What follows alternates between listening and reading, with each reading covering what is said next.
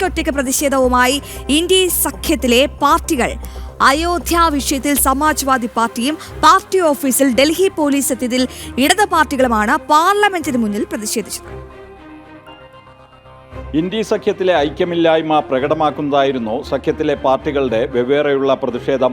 അയോധ്യ വിഷയത്തിൽ സമാജ്വാദി പാർട്ടി പ്രതിഷേധം സംഘടിപ്പിച്ചു. राम का पैसा कहाँ गया?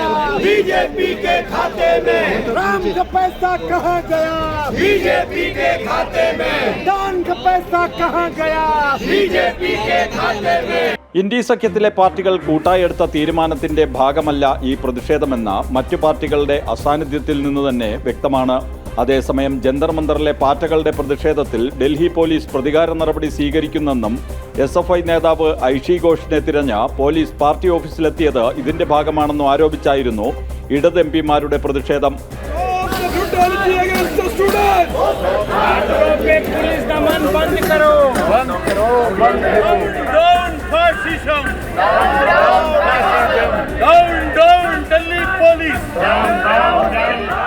കോൺഗ്രസ് MP മാണിക്യം ഠാക്കൂർ ഇടത് പ്രതിഷേധത്തിന് പിന്തുണയുമായെത്തി.